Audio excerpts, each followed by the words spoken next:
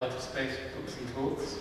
We're very pleased tonight to welcome Banu Cennetoglu to New York into Artist Space. We've invited her here tonight to speak about two particular projects that she has initiated in Istanbul, the Space BAS and the Publishing and Print event. Both of these activities have stemmed from Banu's practice as an artist, which often incorporates the engagement with books as a particular medium, and specifically the published photographic image as a context-specific carrier of information. Banu will be participating in a group exhibition at Artist Space in 2013, and I imagine her talk this evening will introduce some of the concerns within her work that will be developed in her future project at Artist Space. So Banu initially studied psychology in Istanbul before moving to Paris to study photography. She spent a number of years working as a photographer in New York in the late 90s before undertaking the artist residency program at the Rijks Academy in Amsterdam. And having shifted towards a practice as an artist, she subsequently had solo exhibitions at Kunsthalle Basel and at Rodeo Gallery in Istanbul, and been included in Manifesta 8, the 3rd Berlin Biennial, and the 10th Istanbul Biennial. She's also represented Turkey at the Venice Biennial in 2009. So I'll hand over to So shall I use this? Thank you Richard, thank you for inviting. Thank you for everyone to come tonight. Is it okay if I talk without? It's better, Yeah, alright. Okay, I mean, before I start to show images, I think I'd like to give a very short introduction to how I ended up actually working with books. I mean, being in New York right now, talking about this is quite meaningful to me because I actually discovered book as a work of art in New York for the first time. It was back beginning of 90s, 93 actually, specifically when I first moved in written matter while they were still very close by actually. So it was a quite magical meeting, if I have to admit, somehow the possibility of you know, a book just being so strict, also kind of framed in terms of form, and could explore such a potential. It was 93, and I was still studying psychology in Istanbul. And I graduated, I moved to Paris to study photography for just a month, and everything just, you know, started. I ended up going back to Istanbul instead of 1 month after 11 years. So in a way, it was a kind of a roller coaster situation, and jumping from one context to the other, in a way, producing and thinking on demand, but in a kind of as a personal constitution. So after Paris, studying Paris 2 years, I ended up in New York, working as a professional photographer for a few years, working for, you know, in a kind of art/fashion or music magazines, and slowly being very disturbed actually by the context, or by the limits of the context, by the uniformization of the context. So I just started to think about, like, the singularity of the image, potential of the image, and actually the fragility of the image. I'm talking about like more photography, but just distribution of the image. So I ended up stopping completely commercial photography, and then started thinking like how I could just, you know, develop all this research. And I had an offer from a research program in Amsterdam, so I started to live there in 2001 until 2005. And during those years, actually, the interest for the printed matter as a work of art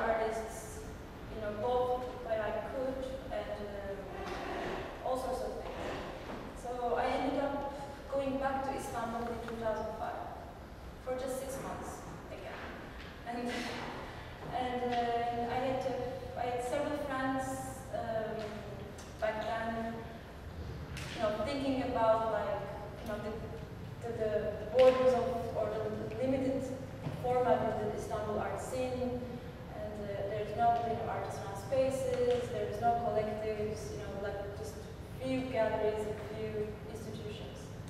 So I kind of found, through friends again, a small storefront, like 24 square meter, and I started to use the space as an office, studio, and a project space.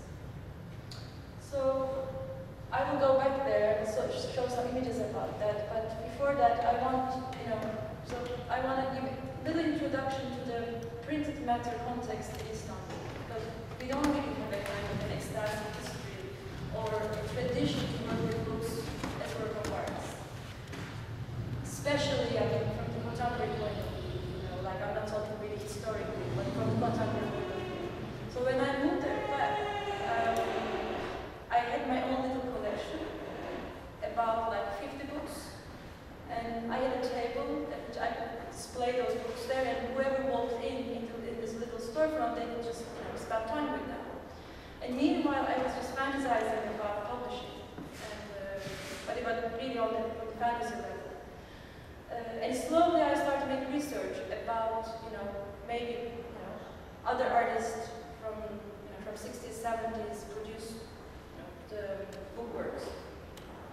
Slowly, by asking people, because there is no library specialized on this topic, there is no bookstore specialized on this topic, there is not even like kind of a research, a proper research made, like a PhD, not even a PhD, but like a master thesis done on this research.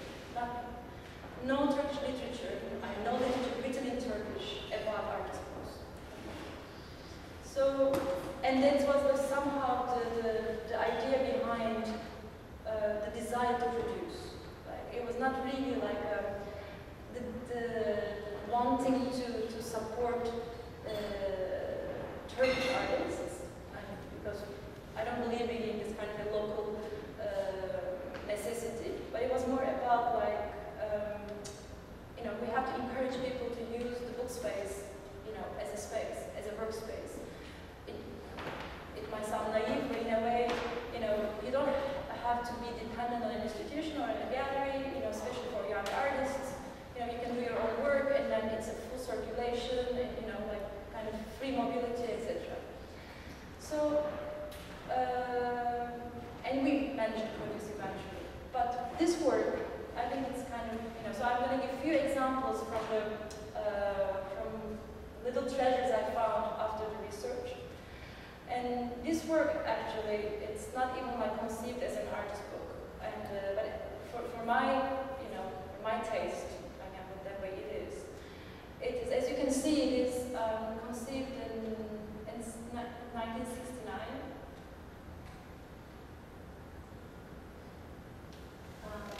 The little components on it doesn't belong to the world. Just to make it clear. It belongs to a screen as a result of the flood on the basement of the artist space. So it's Yeah, I should have said that at the beginning, sorry. so it's going to disappear eventually. This work was commissioned by the British Petrol to an artist, architect, illustrator, painter, who passed away a couple of years ago, if I'm not mistaken, Güngör Kabakçıoğlu. And he was commissioned to tell a story for kids, but also for adults. So British Petrol could just offer to their clients. So it's a story of a kid called Ali, who has a flying carpet. And Ali is one of the most common names. And with his girlfriend, they discovered Istanbul. What's interesting, you see the BP logo on every few pages. Shamelessly. I mean, they kind of, it was not enough to put it at the beginning, so they had to stop. But in a way, because of the quality and of his work, it just kind of, it's up completely embedded. Really good.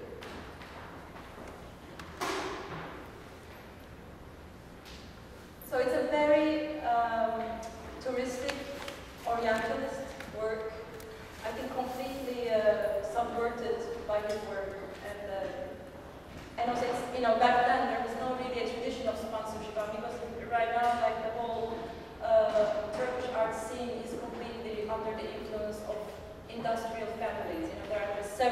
families running the whole scene.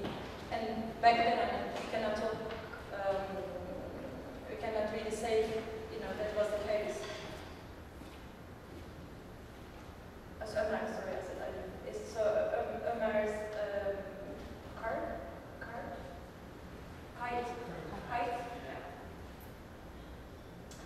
Another work that I'm completely mesmerized with, that I discovered just like by chance, belongs to an artist called Ismail Saray. Ismail Saray, this was like he produced a tiny book. This is the size of this book in 1977 for the Paris Biennale, and it is a trilogy of police reports of the third-page news. So, like, you know, the family murders, you know, the law murders, this kind of third-page crimes. Here described with the police report tone, and then always a man or like a group of men, you know, like a bachelor rooms or like a prison kind of a thing. They are like always bad with the eyes, and a kind of a dirty army joke, little anecdote to say like.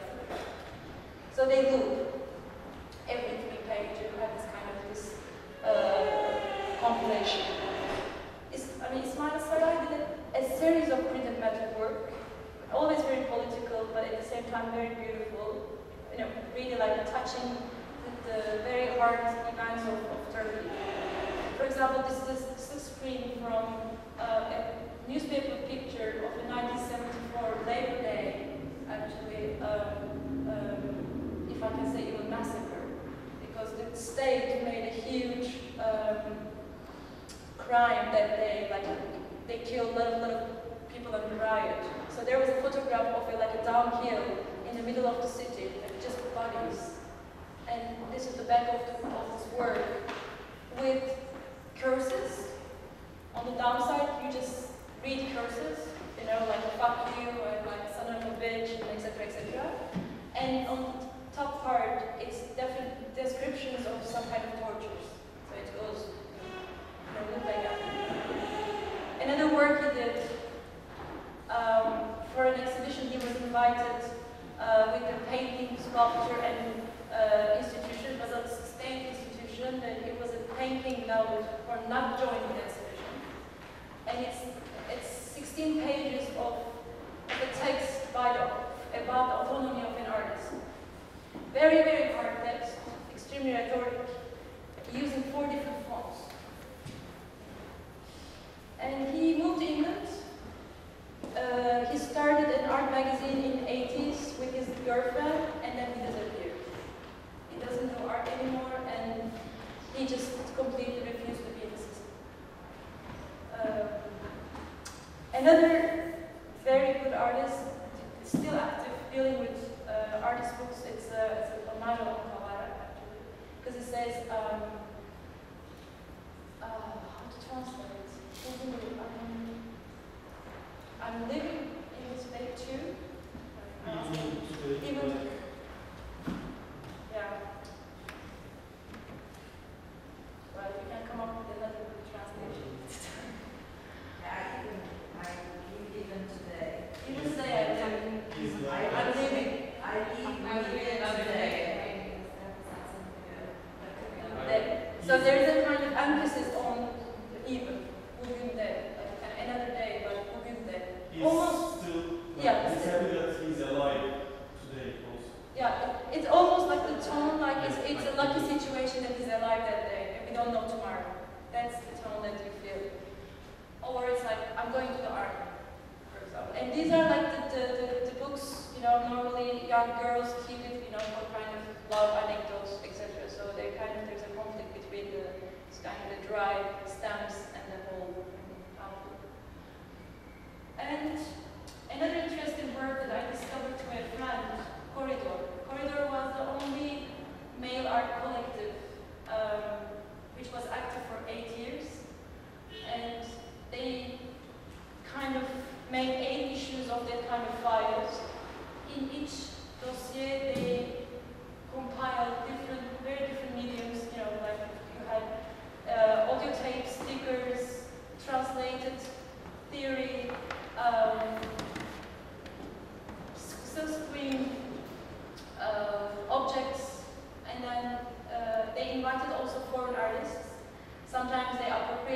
sometimes some of them was in Istanbul, they asked some work.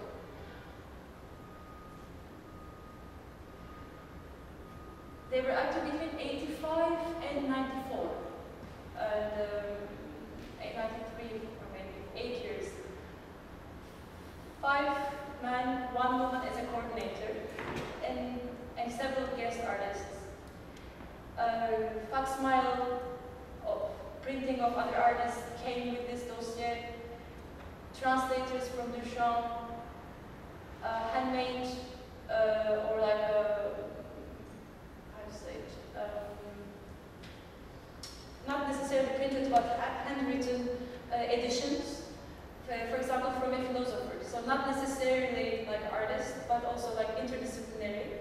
And what was interesting with them, actually, they were, I think, very first example of self-organization.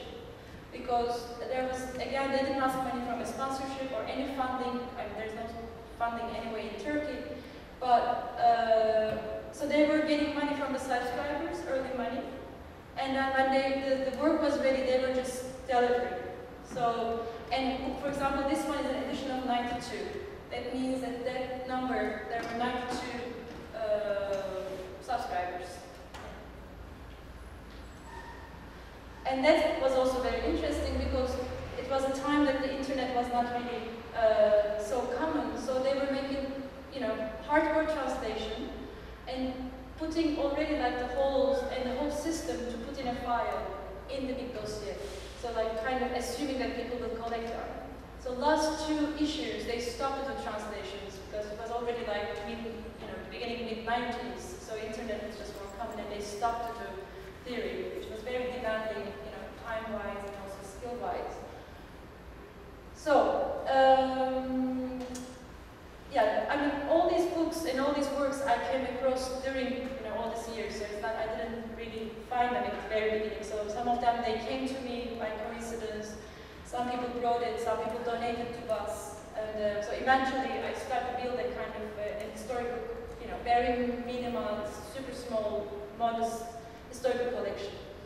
So meanwhile, of course, at the beginning, what you see at the left was my own collection of contemporary books. Nothing precious, whatever I could collect and buy, over the years.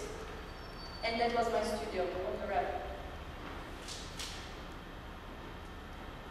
Then I had to move to a new place because of the gentrification, which was bigger and slightly bigger than the first one, and we didn't have a storefront. Actually, slowly from the storefront, we went backward. Now, like, you really have to look for us. No? Originals. So we are really like on the back, and then we don't have a sign, etc. So that was an interesting process also to have to deal with the kind of walking in, and now it's like there's no chance that anyone would walk in really. So it's like more about like engaged and curious audience rather than just passerbys. By the way, the collection of course grew, and now this is our current space. We don't really do exhibitions unless it's a kind of necessary. I mean, of course, necessity varies. I'm going to tell like what kind of exhibitions we did up to now. Not so many, but they were all quite specific and urgent, for us.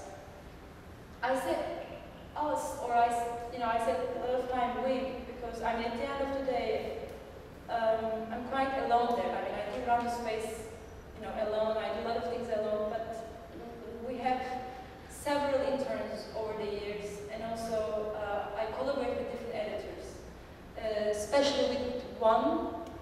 She's a Philippine Hogan.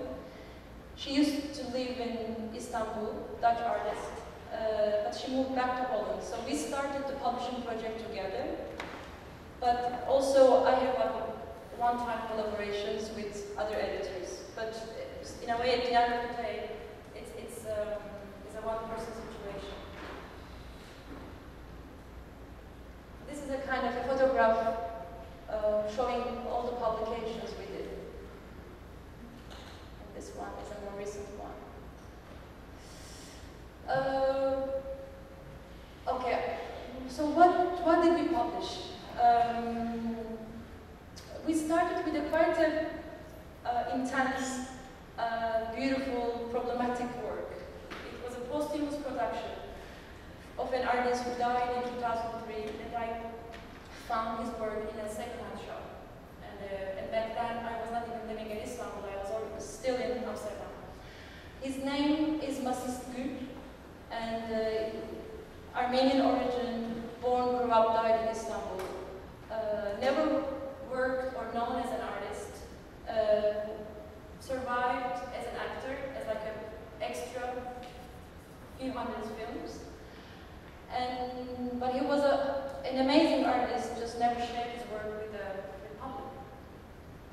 I found a big bag carrying all his work in a thrift shop in 2003. I couldn't do anything.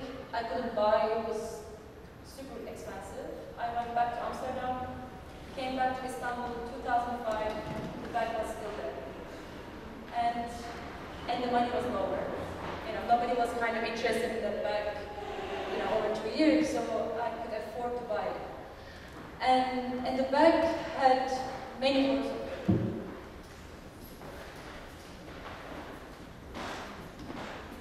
First of all, a series of 6, you only see here 5, but 6 the whole compilation. A series of 6 handmade comics, conceived as monthly magazine, called Kaldırım Destanı, the Payment Myth. And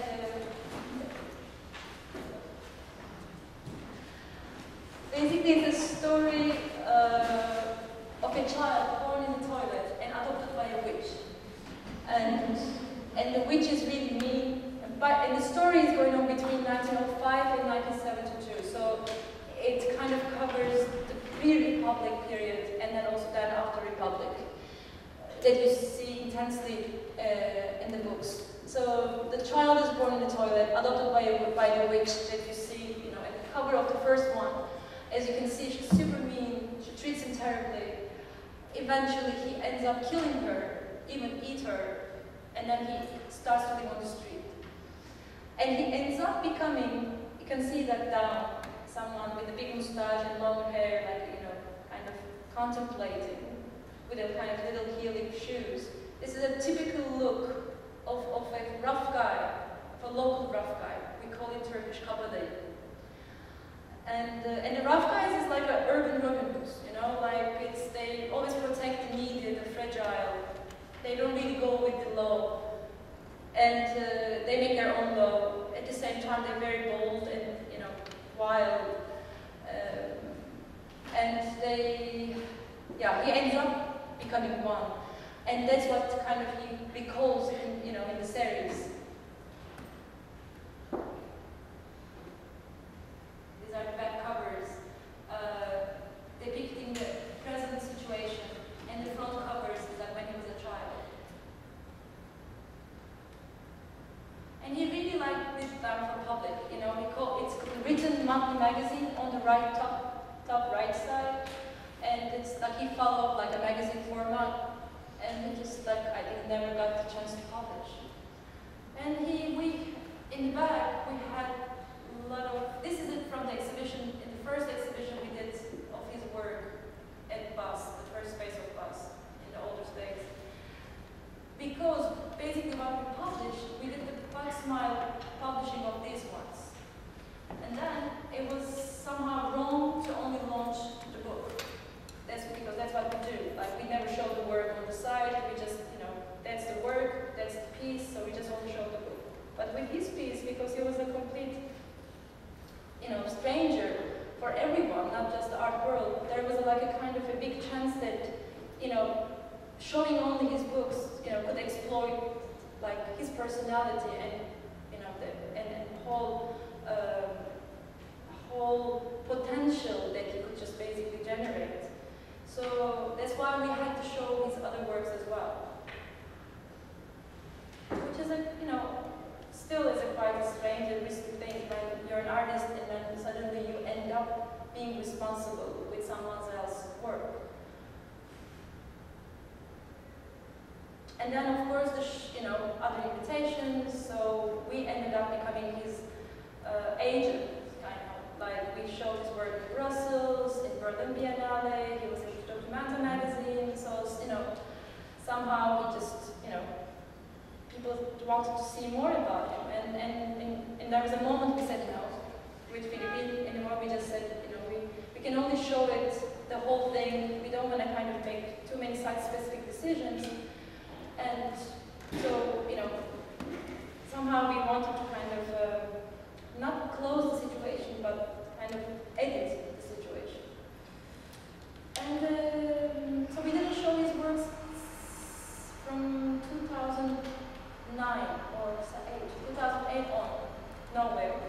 And in 2011, I decided to show it again in Istanbul, in a new space.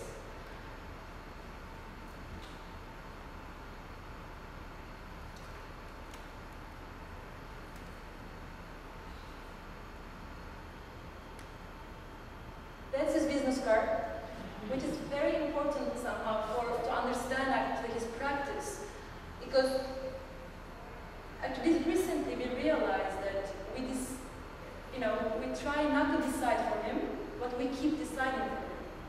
So we only show his artwork. We didn't show none of his films, for example, to somehow thinking that he's gonna feel, or he's not gonna feel, but because the film business was his kind of, the bread making. So he was not really happy there.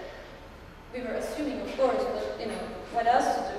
So we said, like, we're not going to show anything from his films, no stills, only artwork. And then recently, during a kind of a talk we organized in Edinburgh, in Scotland, about adaptation and multi-strand practices, we realized actually this was his business card. So he sees himself actually all these things. So in a way, if we decide to show only his artwork, or like a labeling as an artist, I think that's a huge intervention. Because he calls himself actor, painter, engraver, graphic novelist, philosophy painter, caricaturist, poet, writer, sculptor, carpenter, another kind of carpenter, so specialized one, weightlift coach, without education, without teacher, schizophrenic talent. So that's what he calls himself. So in a way, just very recently, I feel uncomfortable with the idea that kind of narrowing him down to the art. Okay, so what to do after this? So it was a big challenge to continue after Masses, because it was also kind of, everyone, I mean, it's very impressive work. So we continued with a very young artist, Banu Cennetoglu, one of the very few artists actually working with printed matter, literature, and visual arts. Aslı conceived this book called Takip, in Turkish it's Pursuit and Pursuit. And it's a book edited by 3 language phrasebooks, 2 French-Turkish and 1 Japanese-Turkish. So by only editing ready-made sentences of a language guidebook, she created a crime story. So you can just follow.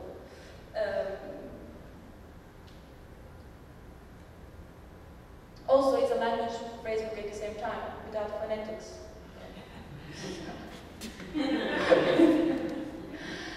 And our third book dates 2007, Emre Güner, an artist who was mostly specialized on animation.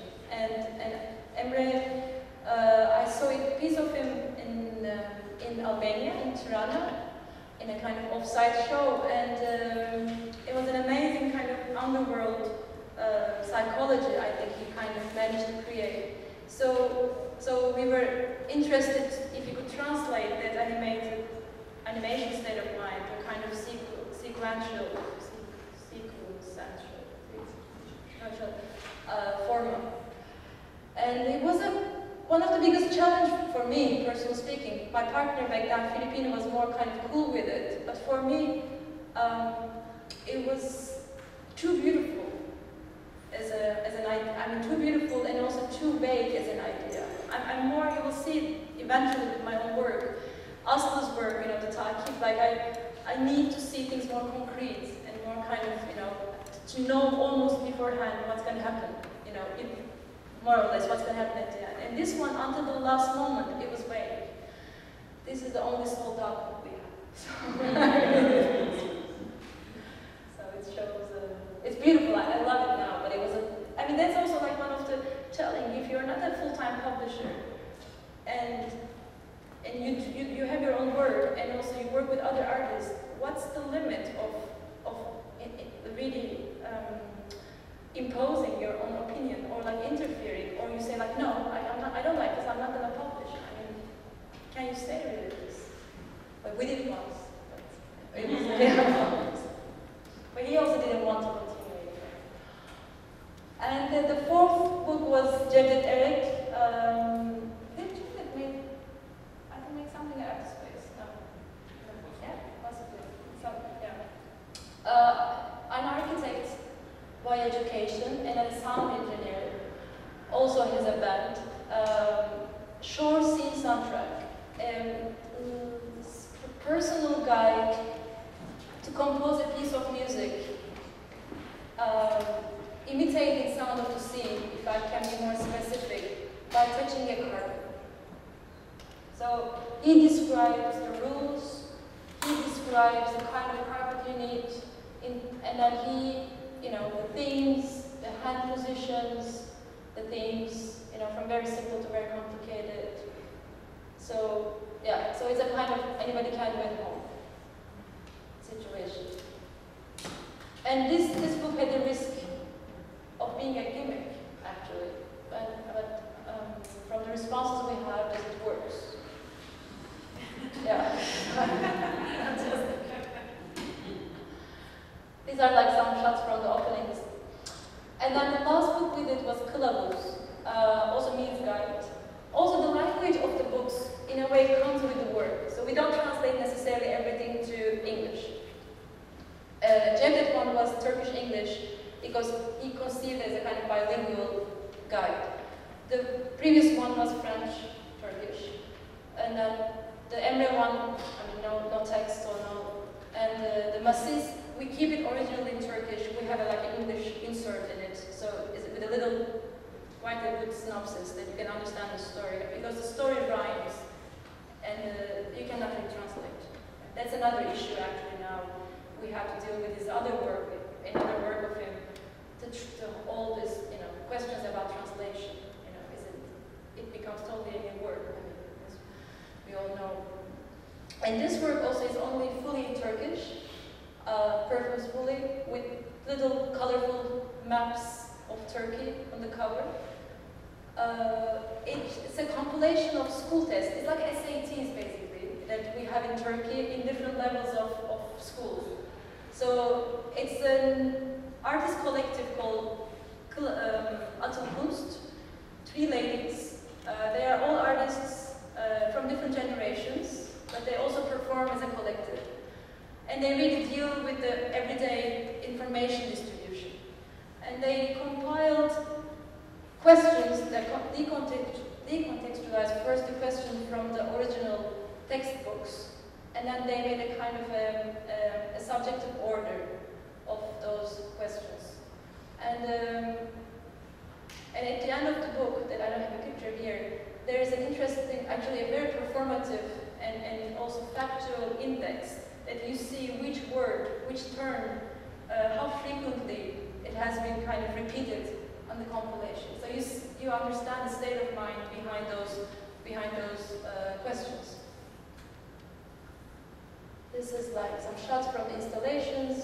Still, we are in the first place, first location. And then, that's a kind of a break, because, I mean, these were all like dealing with artists, you know, the work, the book as a work of art. And then I got approached by 2 editors for an interrupted, I forgot the name, interrupted history of the punk and underground movement in Turkey, 78-99. So it started as a kind of a simple project, like almost like a fanzine, and we ended up with 600 pages, with all the interviews, you know, of the bands and actors and the underground actors of that period, like record shop owners and fanzine makers and etc.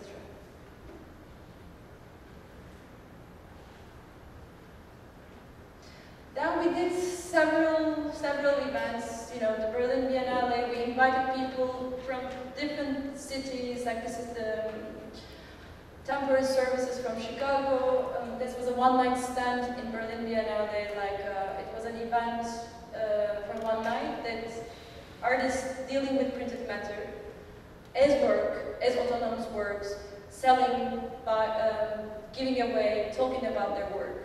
So, like a kind of one-night fair, but not everything was just, you know, kind of for money. And then something in Tbilisi, in the Literature Museum, like we collected local artist books during 3 weeks, never published ones, like handmade ones, like unique copies, and just exhibited for one night in the Literature Museum. Slovenia, Graphic Art Biennale. We always try to show books as books, and not try to kind of decorate too much around, and you know, somehow give them space they need and trust them. Fairs, Paris, Salon Light, New York, Paris again, different talks in Turkey's platform.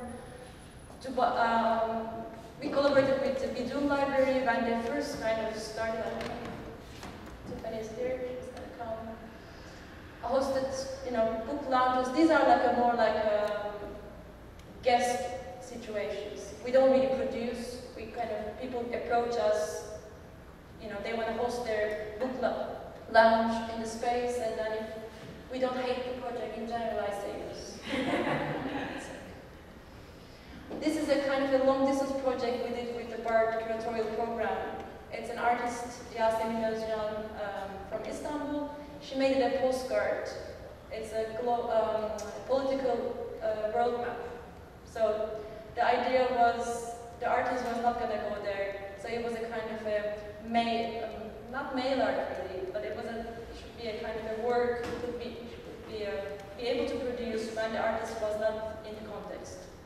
So we published postcards, and they published postcards after they sent us. We signed the image. Okay, this was until 2000, end of 2009 actually, and it was, there was a moment of like we published, and meanwhile I had my traumatic Venice experience. Because I did an artist book, which it was, I mean, because the work was a book, and it was, you know, another kind of a very complicated, productive, depressing situation. And suddenly I realized, like, nobody really responds to it. I mean, we keep doing it. You know, we are here, we are there, we are invited, and like more internationally, but there is not a single interest and review about any work with it. You know, just a copy-paste of the press releases, or like, oh, nice, great, like, you know, or not even like something bad, or anything. So I decided maybe it's our fault that we started straight from the production rather than kind of a little bit, you know, introducing the situation, because there's no history of that discipline really in Turkey. And I hate to be educated, you know, like, but somehow I guess we had to. And so I decided to show some archives of artists, you know, somehow stubborn and consistent to work with printed matter, and over like a period of, you know, 30, 40 years. So we showed all the artist books of Sol Levitt. It was like a touring exhibition, so it stopped in our space. this is the list which I borrowed from Paris. And then we kind of, mixed with our collection. So the whole shelving system was, our own artist books. And then I added covers for the rare ones, which was like, the Sol Levitt's one. So in a way, there was a quite interesting, transparent, relationship between like whatever the collection is, and then his work. So we started, that was kind of the beginning of also organizing some talks. And we invited Antoni Muntadas to come at the end, finissage of the exhibition, to talk about his experience of artist books, the print matter, 70s here, the window exhibitions, because Sol Levitt and Muntadas, they have extremely polarized, in some way, practices. And so we had him at BAS, quite, it's a small, so we had a kind of a TV, we recorded every time and showed in a TV in the other room. And then, if you remember that I talked about this work, I wanted to display all their archive, which was kind of, completely incognito for the whole Istanbul, art scene, not even scene, like whole history, because they were mentioned nowhere, and they never showed their archive before, the whole archive. So they were convinced, they were agreed to get together again and put the archive together. So we exhibited the 8 issues. And we organized, again in the same way, but this time I didn't mix with our collections, I kind of like isolate their work, and I keep the collection on the other side. And then the talk. The talk was very important, and it's the first time they got together since mid-90s, all the members, and now we are actually working on a kind of a book based on the transcription of the talk, with all the references, given from the 70s on. And now we got A.A. Bronson giving a quite amazing talk about about everything.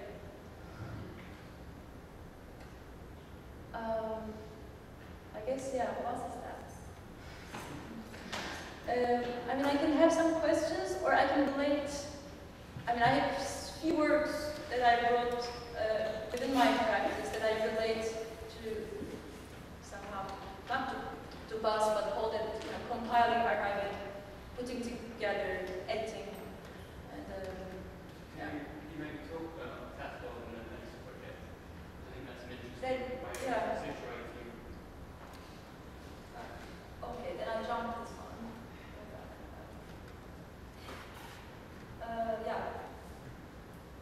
So catalog, it's I conceived it for the Venice Turkish Pavilion in 2009, and as I mentioned, it was it's a difficult position to take. When you have an offer for national representation. It's a very old model, and if you especially have problems with your country and with its history, you just don't want to do it. But then you want to do it because of other reasons. It's professionally, it means something. Now, when I think of, it meant something because of the production level. Otherwise, I don't think it means something much. But when I had the invitation, I said, I have to do something that I wouldn't be able to do it on my own. And also, as a policy, we don't really produce our books, me and Philippine, with BAT. So that's also something, it was an initial decision. So, we use other opportunities and resources to make our work possible, but not the BAS one. And with catalog, it's basically a simulation of a mail order catalog. It contains 451 images of mine that I've been doing it, photographing, recording, collecting. But when I say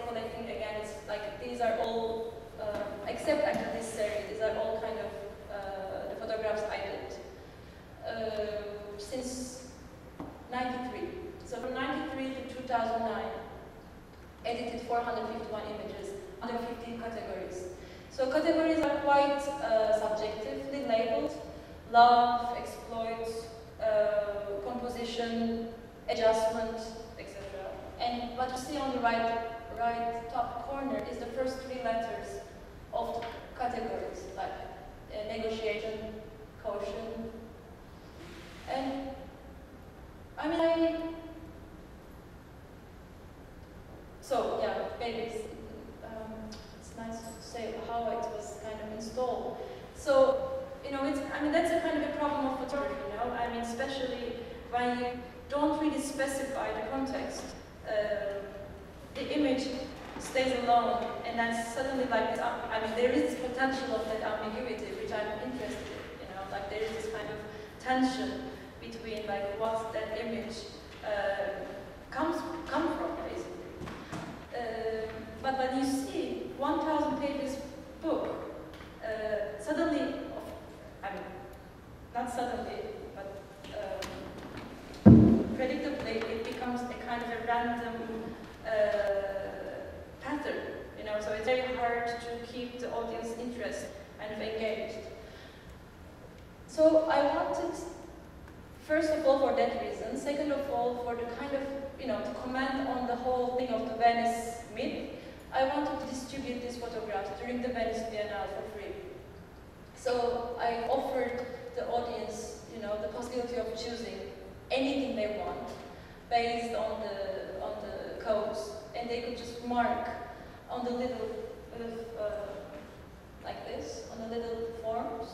They could go home and go on the website, as you see, like a kind of screenshot, type the code on the left, and then you could download the photograph. Only for 6 months, and there was like a kind of a notice on the right side, the offer expires in, you know, such and such days. So, in a way, it was interesting for me to not be able to trace the edition of the work. You know, somehow I know that I will never know exactly who owns that particular photograph, you know, and that particular size. But what happens after Venice? You know, once the Biennale, you know, finishes, you end up with a work, with an artwork, but at the same time, it's an old catalog. It's a catalog trying to market, promote content. You know, there are 450 photographs trying to show themselves, and then they're completely available for anyone who is interested. So I was interested in that kind of, you know, not really conflict, but this kind of a double situation, like of you know, the uniqueness and a kind of also like the untraceable edition. And then, of course, how to show afterwards. You know, it was such a performative piece during the Biennale. You know, like the work was just like, you know, performing non-stop for 6 months. The book. So suddenly, like, you know, it expires, and so it becomes a relic. So I ended up showing, you know, around this idea. First, very fresh after Venice is really like on the right side you see the used catalog, like you know, directly from the Venice installation, like torn pages. Some people kind of, you know, take pages, etc. And then eventually I conceived another piece, juxtaposing catalog with 11 new samples, you know, in a solo show in Istanbul. And then recently, like last year, I showed it as just now. Actually, that's how I show. Like after this one, few exposure happened, just 2 benches and 2 catalogs, and then, you know, just look at it. You know, there's no duty, there's no performance, nothing. And I really care also about table versus labs, because I have a copy here. You can see it when you put it on your lap. It's a soft but very heavy work. So you really feel the relationship. But then once in Venice, the table, you know, creates a certain kind of distance and, you know, the coldness between work and the audience, you know, which was, of course, the part of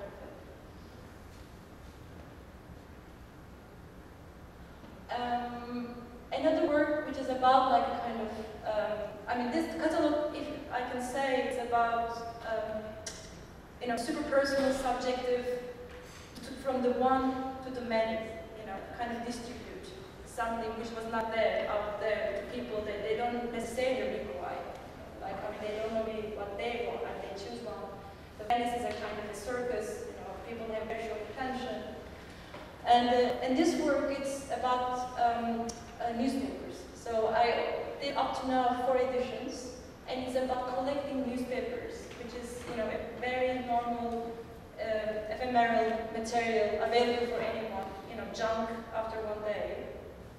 And I started to collect them on different contexts, different cities, printed on the same day, and somehow making one and precious, coming from something available and made. And these are all the Turkish newspapers printed the same day. And which was the day 20th of July 2000, August 2010. 7 volumes and 200, forgotten the number, but we try to collect from not only national but from very small villages and local papers. This is the Swiss version for the Kunsthalle show from the 4 cantons, different languages, as you know, so only 80, so printed in the whole country. So 5 volumes. And then a more ambitious one from all Arabic-speaking countries, so 19 countries, whatever we could collect from anyone. And we ended up with 10 volumes, so it's kind of in the duration of 6 months. What's very interests me here is really like this, layerness in terms of information, but also typography, and also even the graphic quality, the selection of paper, which shows the economical and political situation of the country. Like the Emirates, for example, certain kind of paper, the Palestine, a certain kind of paper, the quality of the printing, the double, some of them moved and super shitty. You cannot even read, and or kind of news the same day.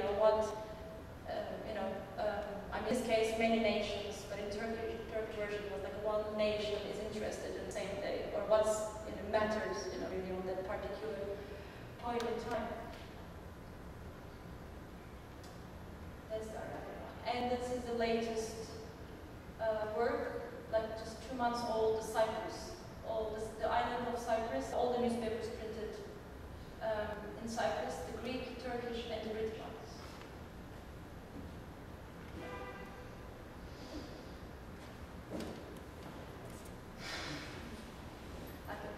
Maybe some questions?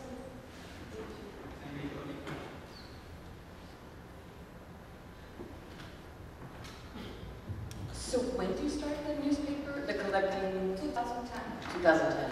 But it's really production on demand. It's like, when I have an offer from a show, it matters, in which country, in which city, why. So it's not, it didn't start as like, I'm going to file all the newspapers all over the world. So it's really started as Turkish thing, like to show basically the range of state of mind in Turkey, because it's so huge and diverse, and wanted to reach, that area, the borders, etc. And then eventually, when there's there's another exhibition coming, like Cyprus one, or or the Emirates one, then I'm thinking, wow, that's another kind of interesting archive. So it just became a little bit too much.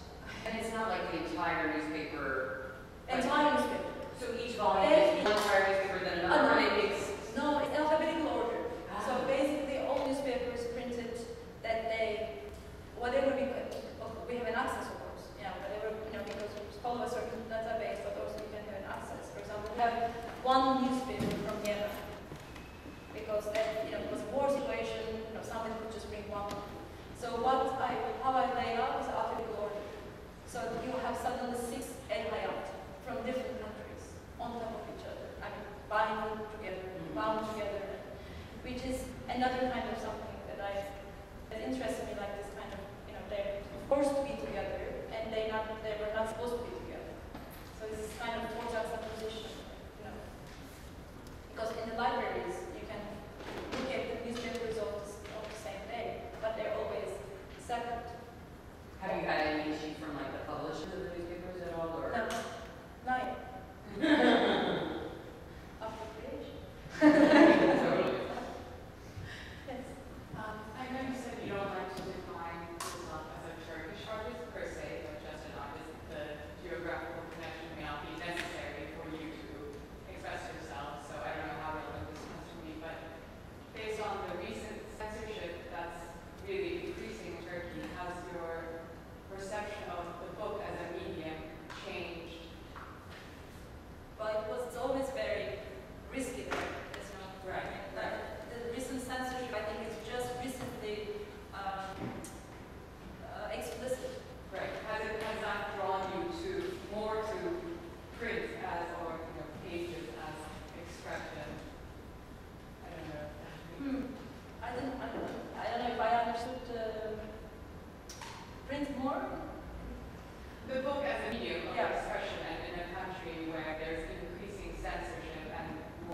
visible censorship now. Does that draw you more to the medium of the book as an artist of its? No. No. I think it started as a kind of, because I was interested in that medium for different reasons. But I think in talking about Turkish context, it's even, I think, more problematic to work with books as an artist. I mean, it's just enough that somebody complains. You can, right now, especially in that situation. Yeah, unfortunately. I mean, you can get, people get prison because of the books that are just not published. Right. So I think, for me, just seeing the work and just the devotion to the book is particularly interesting in a context where it is being restricted. Publications are really being observed carefully. Whatever you put in. Yeah, I mean, I think also it's still, I think what I'm going to say is kind of sad for Turkish context, but we are not taken so seriously in terms of, artists having a kind of political discourse. I mean, you need to touch just 3 points an artist, then you're in prison. Everyone knows those points. So, I mean, some people do this genuinely, and some people do this sometimes to just provoke the situation. It's also fine. But still, they don't really take it, really they don't see kind of an artist can have an important, relevant political discourse, or the work can generate such a resonance. I don't think that this is still the case. But it's happening slowly, I mean, if you follow the news, they are kind of talking about the artists are dangerous and this and that, but still even the word artist is quite, limited. It's more singers and actors. What are the 2 points you're not supposed to talk about? About Atatürk, military, and the flag. And what? Flag. Flag. Yeah. Okay. What was the first one? Atatürk. Atatürk is the person who basically who founded the Turkish Republic. Is the father of all Turks. Atatürk. That's also his name.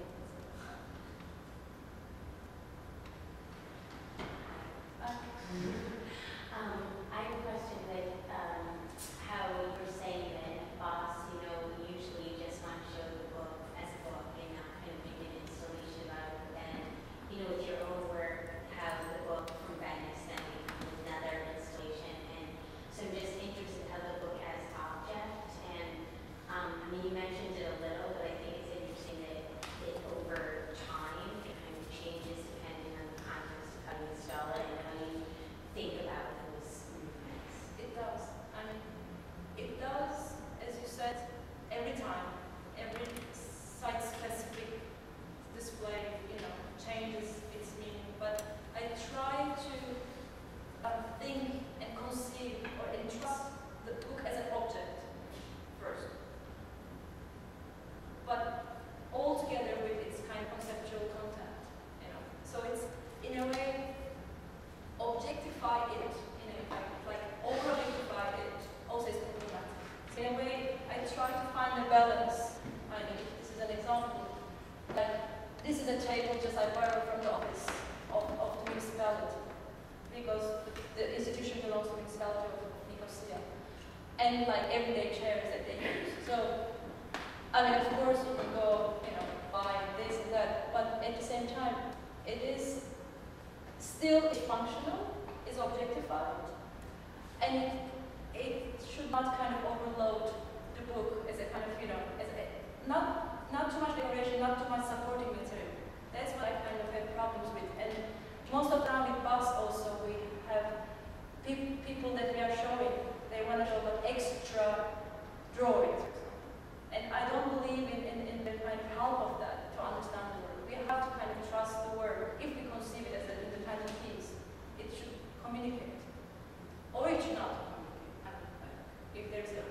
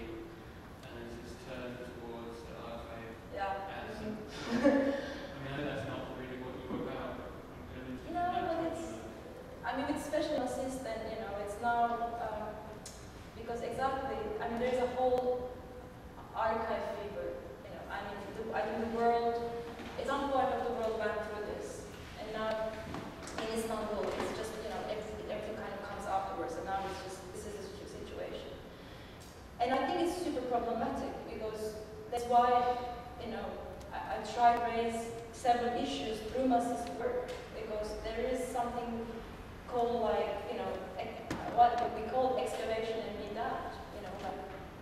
There are so many issues that people don't discuss when they find something, and it's just this kind of excitement takes over, and they don't really discuss the problematics of it. And now this is a situation with salt. For example, salt is just, I don't know, just to give it the intro, salt is the continuation, this huge continuation of an art space in Istanbul called Platform, which is the main founder was like a biggest bank in Turkey, which, as I kind of said a little bit shortly, one of the biggest family. I mean, we have only like private founders, and Platform was founded by the biggest bank, Garanti Bankası, and it was a very modest structure. Almost everyone was thinking like it was non-profit. But now, they have 2 spaces, and then they kind of occupy a huge old bank with old marble. I mean, it's like a metropolitan now. And it's very, very you saw it. And they are totally into the archives and education. But I think it's good, but it's a super fashion. So it is fashion because the way they really feed the spectacle. They did a show about show the photographic archive of an Armenian female photographer from the beginning of the century. And I mean, it's a great archive, but the way it was, I think, edited and managed, and it was extremely problematic, because as an artist, when you find an archive, what is your border really? I mean, are you just a facilitator, or do you compete with the work that you find? I think that's a big question. And a lot of artists working with archives, they really act like it's a kind of a treasure, and through this treasure, you can just take a position and for yourself, rather than just kind of maybe being the mediator or facilitating the archive and just show it this way. But it's a difficult position. I mean, I'm struggling with